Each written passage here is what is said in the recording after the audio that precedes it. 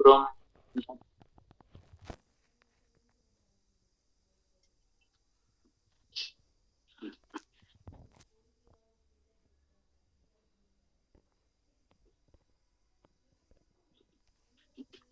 ओम यजुर्वेद अध्याय 38 मंत्र 6।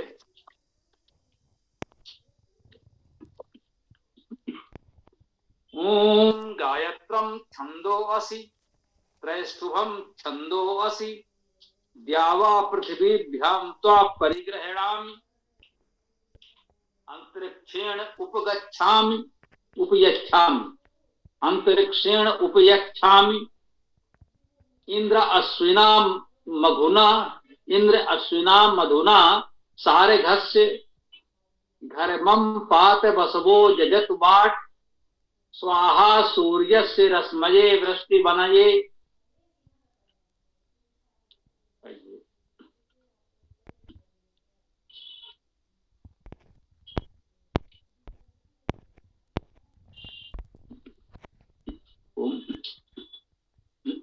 जैसा कि हम लोग जानते हैं वेद मंत्रों का मुख्य अर्थ आध्यात्मिक है, जब उससे लौकिक जीवन में भी हमें महत्वपूर्ण प्रेरणा प्राप्त होती है तो लौकिक अर्थ भी महत्वपूर्ण होता है, जो हर एक प्रेरणा हमें उसी से प्राप्त होती है। परंतु मुख्य अर्थ आध्यात्मिक होता है, अर्थात मंत्रार्थ में भावार्थ में मुख्य रूप से हम परमेश्वर को संबोधित करते हैं, उसी से प्रार्थना कर रहे हैं। कहते हैं ओम गायत्रम छंदोऽसि, गायत्र छंदो छंद असी हो, गायत्र छंद हो, गायत्री छंद होता, उसी से गायत्र शब्द भी बन जाएगा। ये स्वार्थे अर्थात अपने अर्थ में ही होता है। देखिए समानता लिखा जाता है स्वार्थे अर्थात स्वार्थ में। अब स्वार्थ में का क्या अर्थ हुआ? इस समय स्वार्थ शब्द जिस भाव में प्रचलित है, स्वार्थ शब्द सुनकर जो भावार्थ इस समय ग्रहण करते हैं वह कुछ अलग ही है। जब यहां व्याकरण में बताते हैं स्वार्थे तो उसका अर्थ कुछ और होता है। स्वार्थे को वही है कि आपको यहां पर उसे विग्रह करना पड़ेगा। स्व अर्थात अपना, अर्थे अर्थात अर्थ में, अपने अर्थ में, अर्थात जो मूल शब्द का अर्थ था वही अर्थ रहेगा, अर्थ में कोई परिवर्तन नहीं हुआ। इसे गायत्री से गायत्र यदि बना तो गायत्री अर्थ ही ग्रहण कर ले तो भी ठीक है, शाब्दिक अर्थ तो वही रहेगा ही। अब यहाँ एक बात है कि गायत्री एक छंद विशेष है, गायत्री का शाब्दिक अर्थ तो हम ग्रहण कर ही सकते हैं, जो भी उसका धातुज अर्थ होगा, जो भी होगा। अब मान लें उसका कुछ भी अर्थ है तो वह अर्थ तो हम मुख्य रूप से ग्रहण करेंगे ही वेद में, उसको तो नकारा ही नहीं जा सकता। हाँ, गायत्री एक छंद भी है तो ये भी मान सकते हैं कि ये गायत्री छंद के लिए कहा गया है, तो इसका शब्द सा अनुवाद हम गायत्री छंद हो ऐसा कह सकते हैं। इसमें कहा गया गायत्री छंदोवस त्रैष्ठुभम छंदोवसी। त्रैष्ठुभम ये त्रिष्टुप छंद के लिए हो सकता है, बहुत से विद्वान ऐसा कहते हैं, मानते हैं। तो इसको छंद का नाम भी मान सकते हैं योगरूढ़ अर्थ में, और धातुज अर्थ तो जो भी होगा वो तो होगा ही होगा, उसे तो कोई नकार ही नहीं सकता, वो तो मौलिक बात है, मुख्य बात है। तो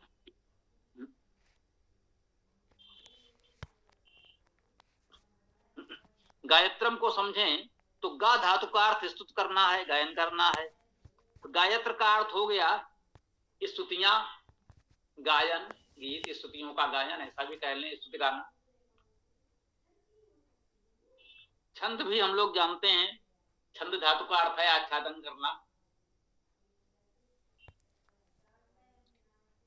गायत्रम छंदोवसी, स्तुति आच्छादन हो। स्तुति को आच्छादन करने वाले हो,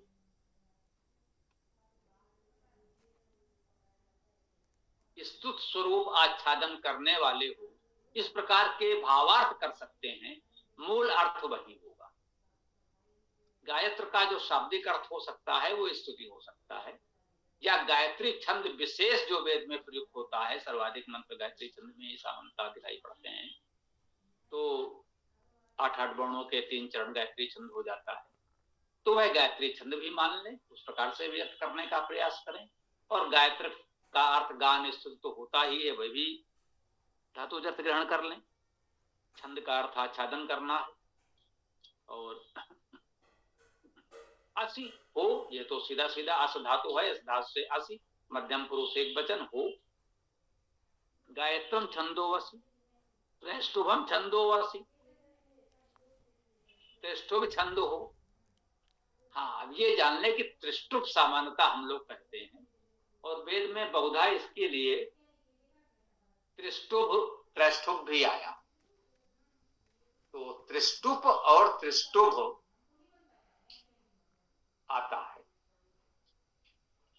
इसको एक शब्द को 2 रूप में उच्चारित करना भी कह सकते हैं। लोक व्यवहार में ऐसा स्वाभाविक रूप से होता है, क्योंकि यदि इसका हम धातु अर्थ भी करना चाहेंगे तो भी अर्थ वही आएगा, कुछ और नहीं हो सकता। अब त्रिष्टुप को यदि हम त्रिष्टुप मान करके उसका ही एक रूप माने त्रिष्टुप, तो त्रिधातु होगा। ये त्रिधातु नहीं, त्रि आएगा, त्रि एक संख्या है। अथवा त्रिष्टुप है तो त्रय धातु माने, तो त्रय का अर्थ त्राण करना, संरक्षण करना, पोषण करना होता है। स्तुत धातु का अर्थ स्तुत करना है, उसी से स्तुभम शब्द बनेगा, बिल्कुल ठीक है। तो सामान्यतः इसका अर्थ त्रिष्टुप छंद ही माना जाता है।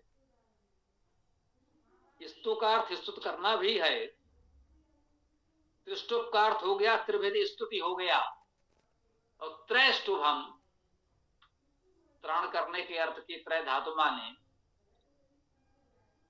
तो कह सकते हैं रक्षा के लिए स्तुति करना, त्राण पाने के लिए, संरक्षण के लिए स्तुति करना, ये अर्थ भी कर सकते हैं। हाँ, त्रिष्टुप छंद तो होता ही है, तो योग रूढ़ व्यवहारिक अर्थ में वही भी ग्रहण कर सकते हैं। त्रिष्टुभम छंदो असि,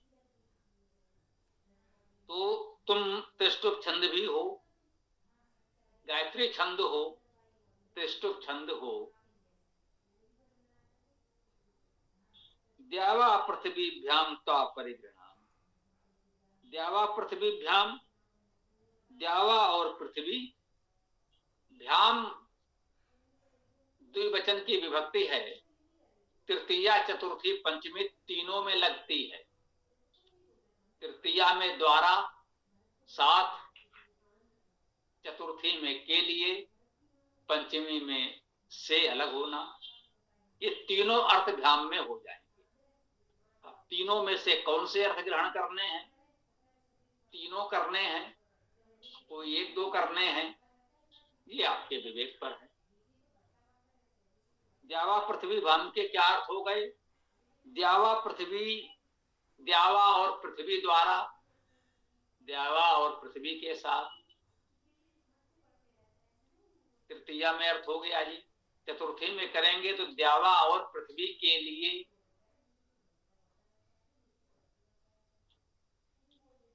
पंचमी में तो संभावना नहीं दिखती कि द्यावा और पृथ्वी से अलग होकर हम कहां जाएंगे। तो ये 2 अर्थ तो समझ में आते हैं जो हो सकते हैं, द्यावा और पृथ्वी द्वारा, द्यावा और पृथ्वी के साथ, और द्यावा और पृथ्वी के लिए।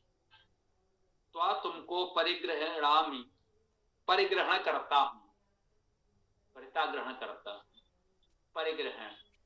अब इस परिग्रहण से ही शब्द बन गया पारिग्रहण, स्वार्थे, उसी अर्थ में परिग्रहण करने को ही पारिग्रहण कहते हैं, और कुछ नहीं। परिता सर्वथा सब ओर से ग्रहण कर लिया, स्वीकार कर लिया कि हाँ अब हम साथ साथ हैं, एक दूसरे का पारिग्रहण कर लिया, परिग्रहण कर लिया। तुमने आपका ग्रहण कर लिया, आपने उसका ग्रहण कर लिया, दोनों ने एक दूसरे को परिग्रहण कर लिया, उसी को परिग्रहण भी कहते हैं। यहाँ क्रिया है परिग्रहणामि। अब देखिए शाब्दिक अर्थ तो वही है, लेकिन लोक में इसे योगरूढ़ अर्थ कहते हैं। जब कहते हैं भाई पारिग्रहण हो रहा है, उनका पारिग्रहण उस दिन है, होना है या हुआ है, तो उसका एक विशेष अर्थ हो जाता है, एक विशेष संस्कार हो गया, आज से दो लोग एक साथ हो गए। परिग्रहण शब्द में ऐसा नहीं है, परंतु वह इस अर्थ से बहुत अलग भी नहीं। परिग्रहण तो किया ही जा रहा है, एक दूसरे का परिग्रहण कर रहे हैं, तो इसीलिए उस संस्कार को परिग्रहण भी कहा जाता है। तो इसे योगरूढ़ अर्थ कहते हैं। परिग्रहण तो हो ही रहा है, परिग्रहण होने में कोई संदेह नहीं है, परंतु केवल एक ही विशेष संस्कार, विशेष क्रिया के लिए, विशेष विधि व्यवस्था के लिए इस शब्द को रूढ़ कर दिया गया। तो अन्य अर्थों में लोक में सामान्यतः परिग्रहण शब्द का प्रयोग नहीं होता, केवल एक ही विधि विधान में होता। तो इसे योगरूढ़ कहते हैं, धातु अर्थ से अलग नहीं है, बस केवल एक जगह रूढ़ हो गया है, विशेष रूप से इसी के लिए कहा जा रहा है। तो द्यावा पृथ्वीभ्याम त्वा परिग्रहणम, द्यावा पृथ्वी के साथ, द्यावा पृथ्वी द्वारा मैं तुम्हारा परिग्रहण करता हूं। कोई चाहे तो इसे उस परिग्रहण का मंत्र कह सकता है। उस समय दोनों इस मंत्र को पढ़ें और कहें कि हम दोनों एक दूसरे का परिग्रहण कर रहे हैं।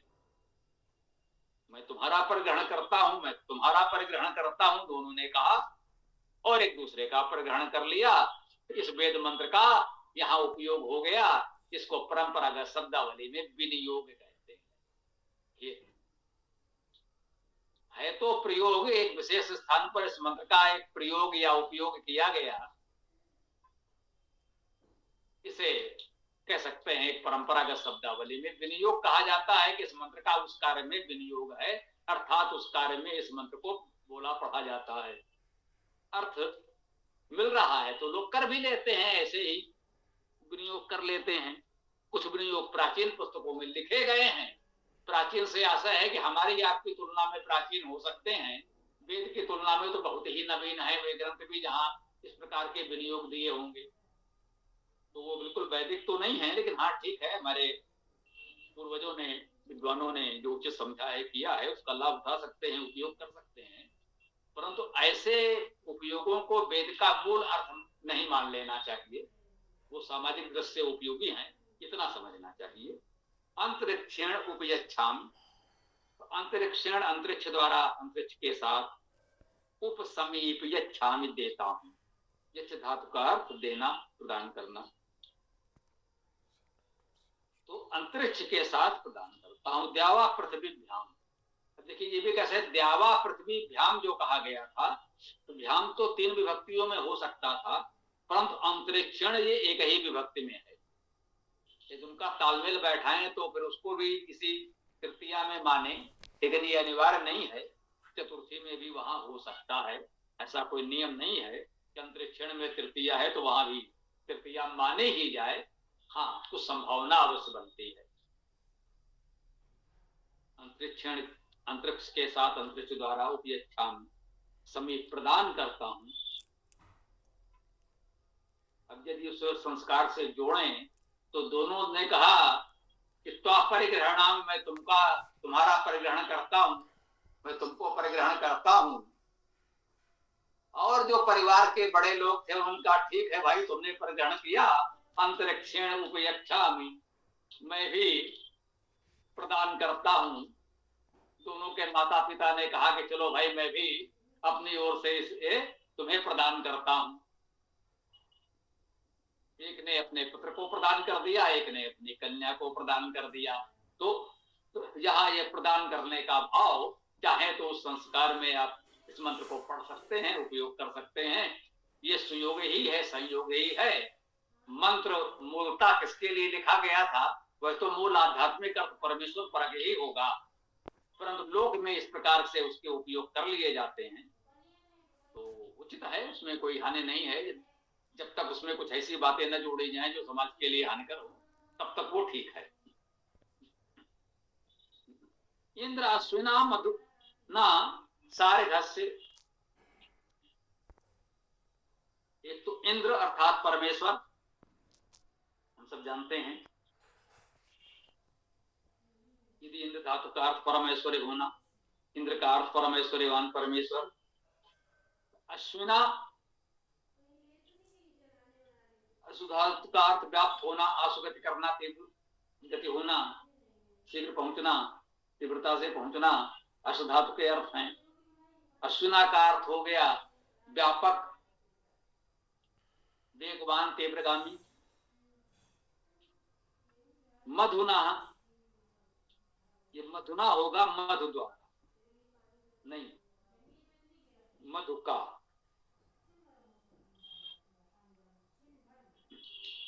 मधुना में भी मद धातु है, स्तुत करना, कामना करना, हर्षित होना, तृप्त करना, तुष्ट करना, आनंद करना। तो इसमें स्तुत भी है, कामना भी है, हर्ष है, आनंद है मद धातु में। तो मधुना अर्थात स्तुति, हर्ष, आनंद का सार घस, जिसमें भी वही षष्ठी एक वचन, मधुना में षष्ठी एक वचन था, सार घस में भी षष्ठी एक वचन है। मधुना अर्थात मधु का, सार घस अर्थात सारग का। अब ये सारग क्या है ये समझना पड़ेगा।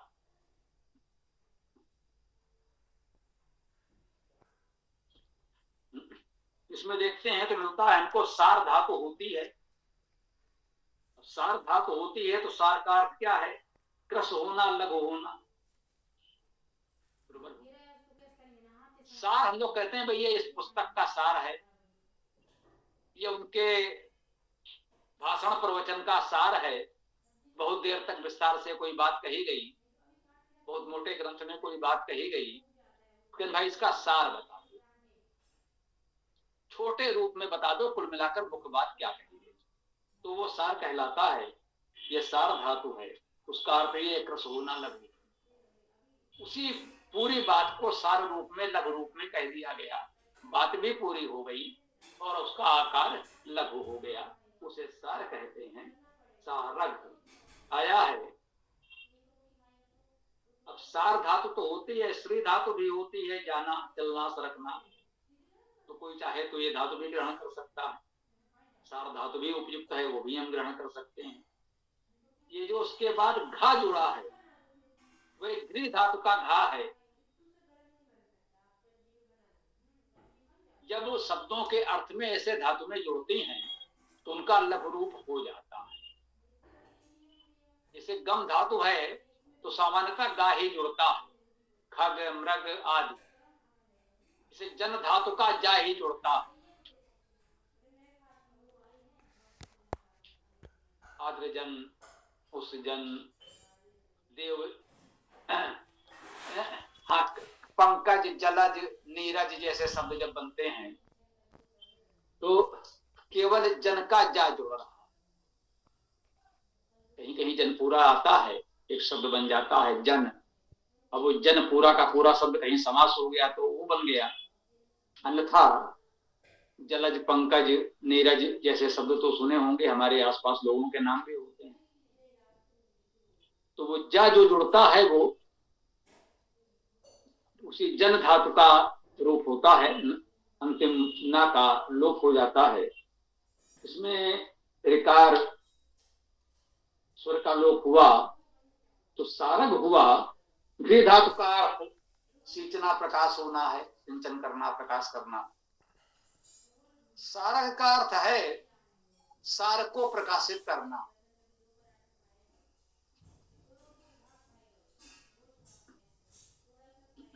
शास्त्र बहुत विस्तृत है, वेद में भी 20,000 से अधिक मंत्र हैं। तो बहुधा लोग कहते मिलेंगे आपको कि भाई ये तुम्हारे वेद में क्या है, कुछ सार रूप में बता सकते हो, तो बता दो।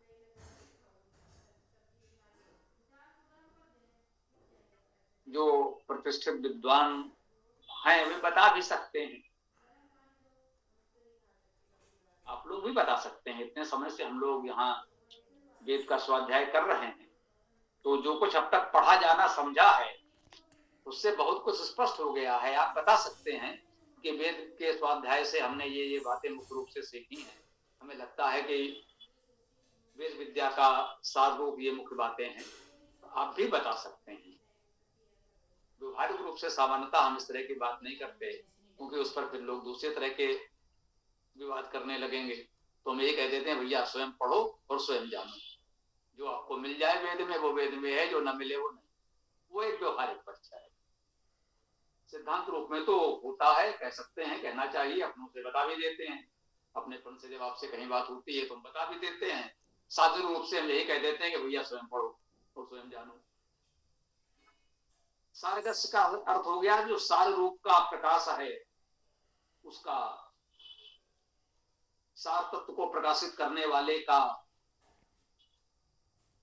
या यदि श्री धातु जाना चलना गति करना से लें तो कह सकते हैं गतिशीलता को, प्रगति को प्रकाशित करने वाले का, ये अर्थ इसका सारघस्य का हो जाएगा।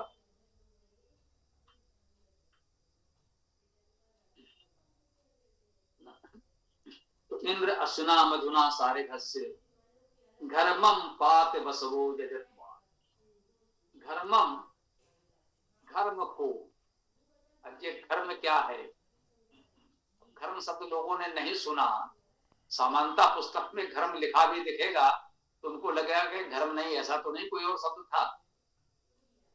जब आप धातु के अर्थ से देखेंगे तो घृ धातु से धर्म बन जाएगा, जैसे ध्री से धर्म बना, क्री से कर्म बना, वैसे ही घृ धातु से कर्म बन जाएगा बहुत सरलता से। अब इतना आप समझ गए हैं तो आपके लिए सरल हो गया। अन्यथा जिनकी इतनी पैठ नहीं है वेद व्याकरण में, उनके लिए अटपटा लग सकता है कि भाई ये कौन सा शब्द हुआ। तो घृ धातु से घर्म बन गया। घृ धातु का अर्थ अभी अभी हम लोगों ने देखा, अभिसिंचन करना, प्रकाश करना। तो घर्म का अर्थ क्या हुआ? अभिसिंचन और प्रकाश। घर्मम, अभिसिंचन को, प्रकाश को, पात, पाधातु पालन करना, रक्षण करना, ये क्रिया है। पात अर्थात पालन करो, रक्षण करो। घर्मम पात, अभिसिंचन और प्रकाश का पालन करो, उसका संरक्षण करो। बसवो जजत, बसवो, बसवा, वसु का बहुवचन। बसु का अर्थ, बस धातु का अर्थ बसना, वास करना, बसाना। बसु का अर्थ है बसने वाले और बसाने वाले, निवासी या वासदाता, उसका बहुवचन है। हम सब निवासी हैं इस पृथ्वी के, हम सब बसु हो सकते हैं। विशेष रूप से बसु उनको कहते हैं जो बसाने में सहयोग करें। स्वयं तो सब लोग जहां तहां जैसे तैसे बसे ही हैं, उनको क्या कहना, वे तो निवासी हैं ही। बसु विशेष रूप से उनको कहा गया है जो बसाते हैं, जो लोगों को बसने में सहयोग करते हैं। इस जीवन को चलाने में जिनका विशेष योगदान है, उन देवों को वसु कहते हैं। अब लो भाई यहां भी देव आ गए। कुछ लोगों ने कहा कि ये 8 प्रकार के वसु होते हैं जो हमको बसाने में सहयोग कर रहे हैं। ऐसे देव 8 प्रकार के होते हैं। उनमें सूर्य भी होगा, सूर्य का प्रकाश ना मिले तो हम कैसे रहें। वायु भी चाहिए, जल भी चाहिए, वनस्पति चाहिए, पृथ्वी चाहिए। पृथ्वी नहीं होगी तो हम कहाँ रहेंगे। तो ये सब वसु हैं। किसी ने इनमें 8 को मुख्य रूप से गिनकर कह दिया ये 8 वसु हैं। हमने कह दिया भाई इसमें जितने सहयोग करते हैं सब वसु हैं। ये प्रकृति की शक्तियां भी, प्राकृतिक तत्व ही, और समाज में भी जो हमको बसाने में सहयोग करें वे सज्जन, उनको भी हम वसुदेव कहेंगे। बिल्कुल कहेंगे, क्योंकि हमारे बसने में उनका योगदान है, उनका सहयोग है, तो हमारे लिए तो वो भी वसुदेव हैं। तो बसवो, वसुगण, बहु का, वसु का बहुवचन। यजत, यजन करें। जो वसु हैं, लोगों को बसाने वाले हैं, उनसे कहा जा रहा है भाई यजन करें। यजन, जिस धातु का अर्थ देव पूजा, संगति दान करना, वो यजन करें। जो सक्षम है, समर्थ हैं, सद्भावना भी है, लोगों को बसाते हैं। तो यजन करें, देव पूजन करें, देव पूजा करें, अर्थात देवों का स्वागत सत्कार करें। जब बसाएं, आप कोई बस्ती बसाएं तो जो देवजन हैं, विद्वान हैं, सज्जन हैं, उनको पहले बसाएं, उनका सत्कार स्वागत कर लें, उनको प्रमुखता से स्थान दे दें। संगति करें, हम एक विचार वालों को एक साथ बसाएं, सज्जनों को एक साथ बसाएं, परस्पर मिल करके रहें तो समाज की उन्नति हो। और एक परिवार, एक समाज को चलाने के लिए कुछ देना भी होगा। देव पूजा, संगति, दान, तीनों अर्थ हैं। तो जो जितना समर्थ है उतना कुछ दान भी करे, ये अर्थ भी है। यजत वाट, इस वाट शब्द पर अवश्य थोड़ा सा ध्यान देना पड़ेगा। इस शब्द को कैसे बनाया जाए, अर्थात इसकी व्युत्पत्ति कैसे की जाए। तो जब इसको खोजा गया तो एक तो वट धातु मिली। अब वट धातु है तो वट से वाट तो बन ही सकता है। इसका अर्थ हुआ घेरना, एकत्र करना और परिभाषण करना भी, बोलना भी है, परिभाषण करना, ग्रंथ बनाना भी। वो तो छह छह अर्थ हैं भाई। एकत्र करें, परिभाषण करें, ग्रंथ बनाएं, तो वाट का अर्थ तो हो गया विद्वान लोग। लेकिन अब कहीं कहा जा रहा है कि एक वश धातु है, इच्छा करना, इससे भी वाट बन सकता है। सामान्यता तो ऐसा नहीं दिख रहा है, लेकिन अब बन सकता है। कुछ विद्वानों ने यदि माना है तो हम स्वीकार कर लेते हैं, ये भी प्रयास करें तो वाट का अर्थ इच्छा हो जाएगा, वश धातु का अर्थ इच्छा करना। वह धातु भी है वहन करना, तो वाट का अर्थ वहन करने वाले ही हो सकता है। जो अपने दायित्वों का कुशलता पूर्वक वहन कर रहे हैं वे भी वाट।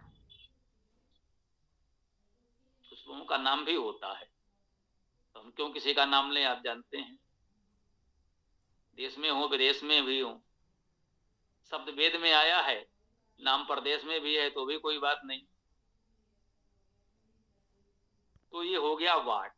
हाँ, इसमें एक और है, वात धातु है। वात धातु का अर्थ है सुखी होना, सेवा करना, गति करना। अब इस वात में ता काटा होकर के भी वाट बन सकता है। तो वाट शब्द के इतने अर्थ हो सकते हैं, अर्थात वाट शब्द बहुवर्थी, बहुउपयोगी हो गया, उसमें बहुत से गुण समाहित हो गए। यदि वाट शब्द से परमेश्वर को संबोधित किया गया है तो भी बहुत उत्तम है।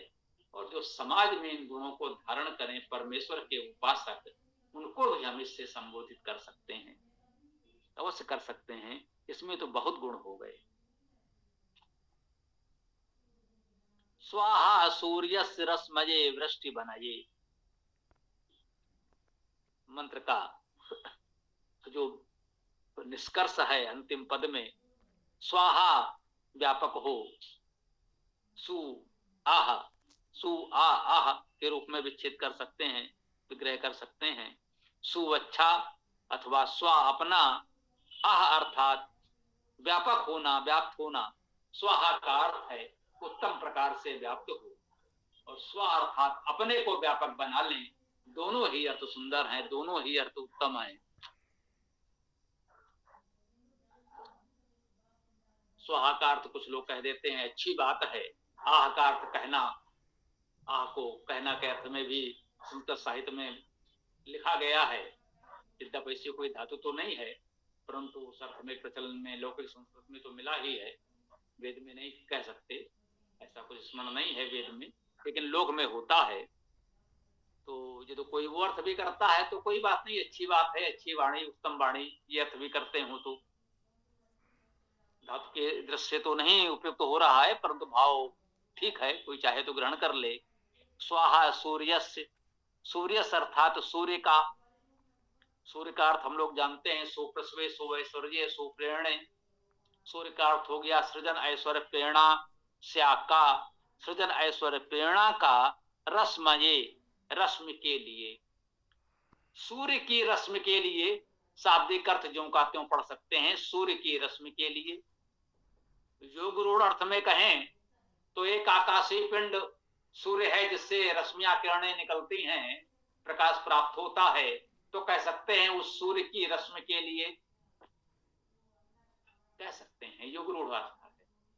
धातु अर्थ तो हम यही कहेंगे, सृजन ऐश्वर्य प्रेरणा की रश्मियों के लिए, वृष्टि बनये, वृष्टि बन के लिए। अब ये वृष्टि, वृष धातु तो वर्षा करना है ही,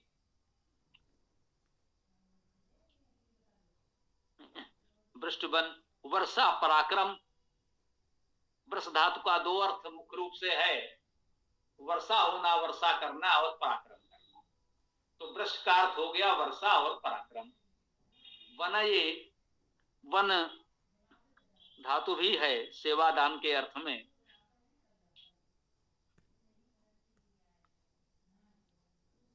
तो कह सकते हैं वर्षा और पराक्रम पूर्वक समाज में सद्गुणों की वर्षा सिंचन करते हुए, पराक्रम पूर्वक सेवा और दान के लिए हम अपने आप को व्यापक बनाएं। सूर्य की रश्मियों के लिए वृष्टि बनाइए, वृष्टि के लिए, वृष्टि की सेवा के लिए, वृष्टि के विस्तार के लिए हम सूर्य की रश्मियों के लिए स्वाहा व्यापक बनाएं। इन मंत्रों को, इन मंत्रों के प्रभाव को, इनके सद्गुणों को, सत्प्रेरणा को हम व्यापक बनाएं तो समाज समुन्नत हो।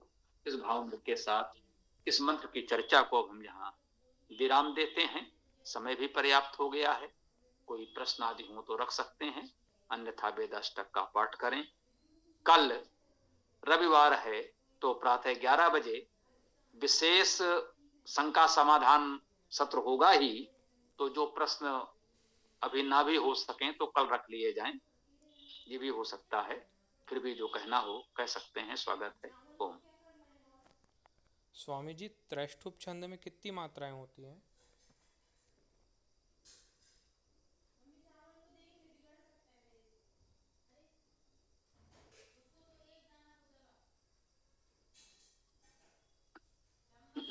त्रिष्टुप में संभवतः 11-11 के 4 चरण होते हैं।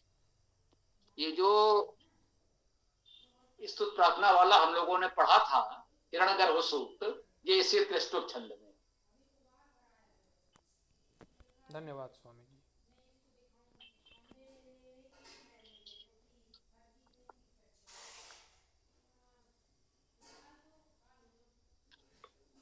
ओम। स्वामी जी, जो इसमें मंत्र है वो स्वाहा जो शब्द आया है, जैसे हम मंत्र में बहुत ज्यादा स्वाहा देखते हैं, तो अग्नय स्वाहा, सोमाय स्वाहा और स्वाहा स्वधालम वसटयो गाच, यहाँ पे जो वाट शब्द है या स्वाहा शब्द है, तो ये पाणिनि के अनुसार जो स्वाहा स्वधालम वसटयो गाच, क्या वही वाट वाला ये वाट है अथवा कोई और है? और दूसरा ये शंका है कि यहाँ जो स्वाहा शब्द आया है, स्वाहा सूर्य से रश्मय वृष्टि बनय, तो वृष्टि बनय में चतुर्थी विभक्ति है क्या? और अगर है तब तो स्वाहा का प्रयोग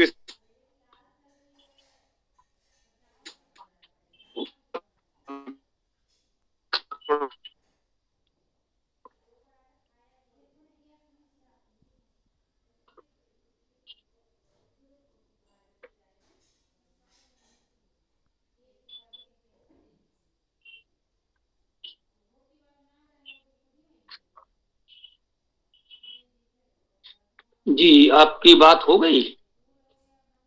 जी बिल्कुल हो गई, मेरी हो गई। जी जी जी। तो देखिए, इसमें आप इस बात को ध्यान दे रहे होंगे, जो भी आप जुड़ पाए हैं कक्षा में।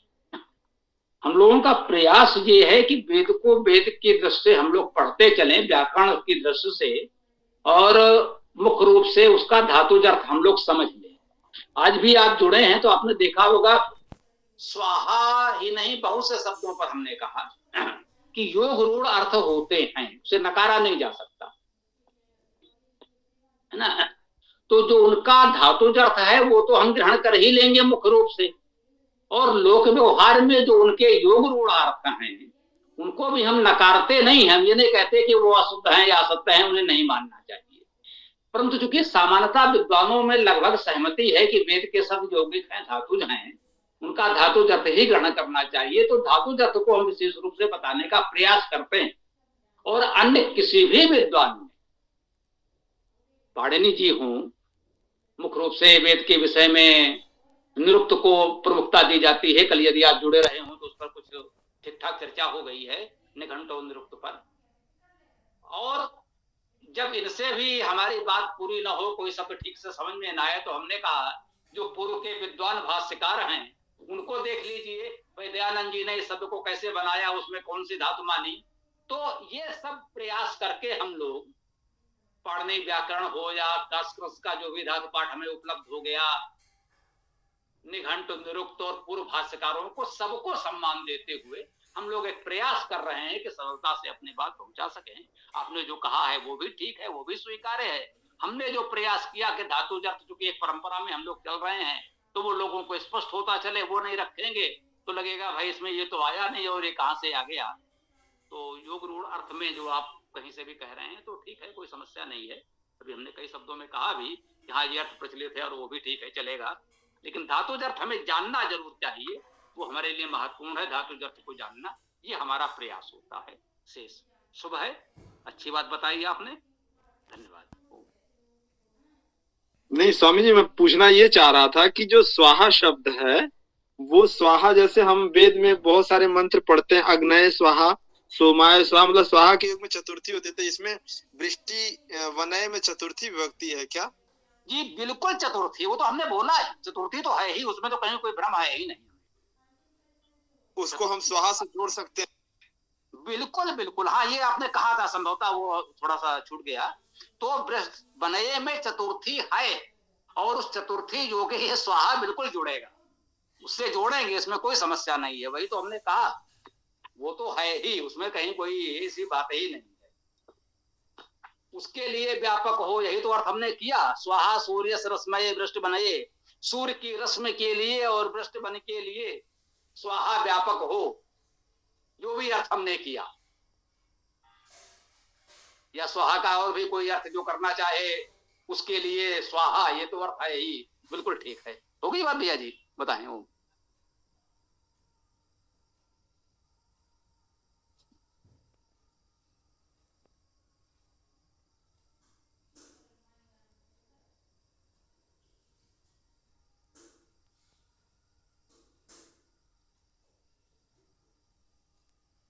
मेरी बात समाप्त हो गई स्वामी जी, धन्यवाद।